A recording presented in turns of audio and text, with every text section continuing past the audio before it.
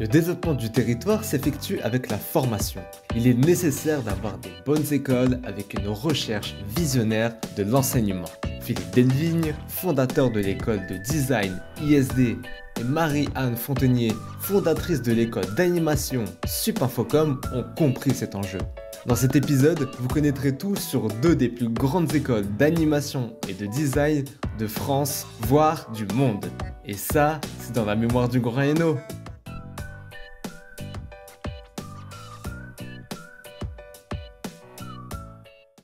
Au départ, je suis venue pour un stage qui était plus PAO, publication assistée par ordinateur. C'était l'époque où on utilisait ces outils graphiques pour faire de la mise en page, de nouvelles au sein des entreprises. Donc j'ai donné des cours de communication visuelle. Il y a eu un premier stage qui a été mis en place par la région.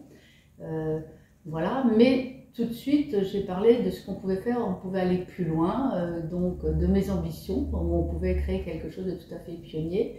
Et ben, j'ai eu l'écoute et surtout la carte blanche à la fois Alain Ernoult et du président de l'époque qui était donc monsieur Delchini, qui était très favorable pour le design. Voilà, donc comme j'avais un réseau d'entreprises on a réfléchi sur la création d'une école. Le nom a été donné ici par les gens de la Chambre, Supinfocom, qui voulait dire École supérieure d'informatique de communication. Et bien sûr, je visais plus la production d'images de synthèse, d'animation, avec les studios qui existaient à l'époque comme MacGuffLin, qui est devenu maintenant un studio qui travaille pour les États-Unis, des gros studios, c'est eux qui font les Mignons par exemple, qui existent toujours. Il y avait aussi, il y avait plusieurs studios en France. Donc il fallait créer aussi un référentiel, puisque ça n'existait pas, il n'y avait pas de formation. Et le lieu, une chambre de commerce, dans ce type de formation, on pouvait créer de tout. Enfin, vraiment ce contenu spécifique. Donc on a commencé par un cursus image fixe et puis animation. Au départ c'était une année, puis 2 années. Je ne vais pas rentrer dans le détail pédagogique. On a même eu une année de basic design, de prépa ensemble avec l'Institut supérieur de design. Mais on avait des formations bien spécifiques.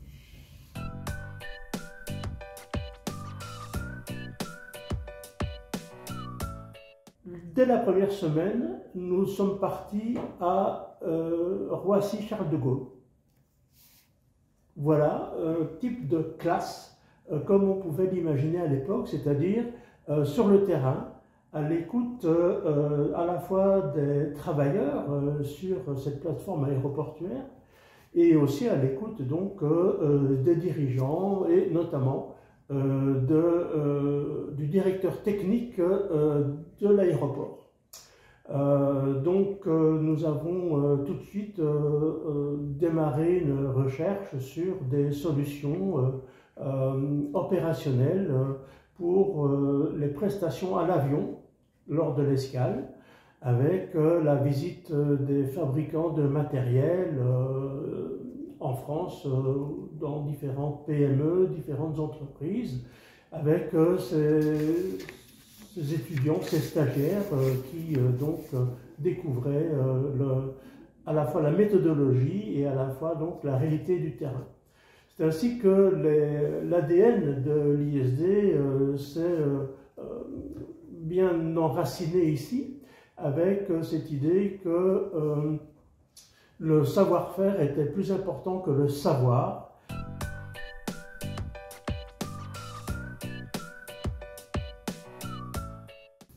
Alors, ce que je voulais dire aussi, c'est que le design numérique, nous avons été pionniers, mais il y a eu un engouement énorme, surtout de la part de l'industrie du luxe, notamment l'horlogerie, bijouterie, lunetterie.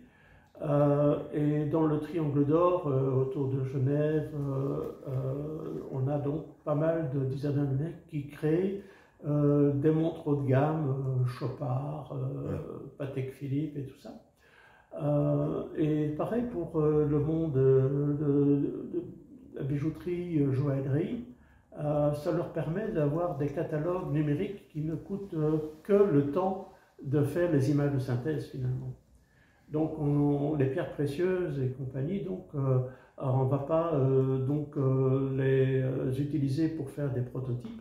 Ce sera donc plutôt maintenant du prototypage virtuel avec des images qui sont même quelquefois holographiques.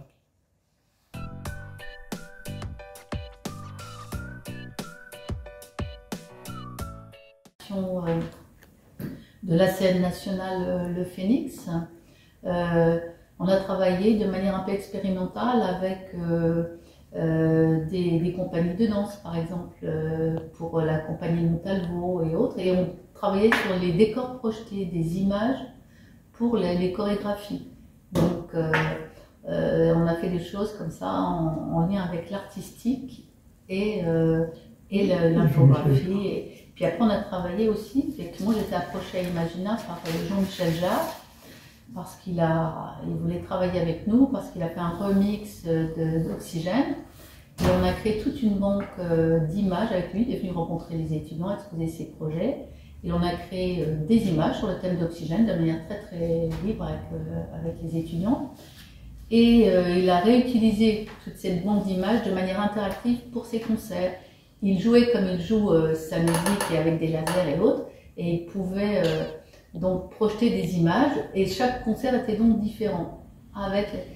Et suite à ça, et on a développé aussi avec une société belge, Archaos, un logiciel qui après c'était sous forme de CD-ROM, on pouvait sur des musiques, et notamment des musiques de Jean-Michel Jarre, jouer soi-même ses propres images. Donc ça donnait aussi chaque fois lieu à des développements technologiques, artistiques, et c'est cette manière de travailler très ouverte, et très ouverte sur le monde, mais surtout dans des domaines qui, moi je trouve intéressants, artistiques et techniques.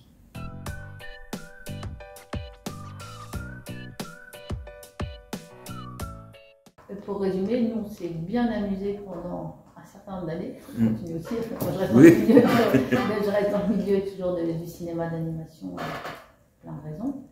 Et c'était un milieu créatif et en même temps efficace, parce que ce qui nous fait plaisir, c'est aussi on résume, c'est qu'on est très heureux de retrouver nos anciens, nos diplômés dans des manifestations. Moi, je retrouve chaque année à Annecy, qui est le Festival international du cinéma d'animation. On les retrouve au générique de plein de films, même réalisateurs. Donc... Il y a eu une période pendant laquelle c'était très courtisé par les studios Pixar et autres, mais c'est aussi, on les retrouve là maintenant. Ils sont devenus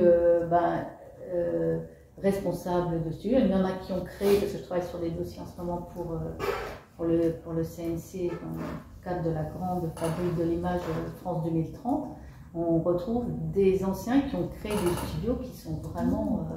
il doit y en avoir en Cama, parce que mon fils travaille en Cama. En Cama, on les connaît, oui, les vidéos, donc il y en a pas mal qui sont partis chez Cama. Et pour le design, la nouvelle Alpine, ouais. C'est des Silésiens qui vont dessiner, toujours en binôme, un designer transport, un designer numérique.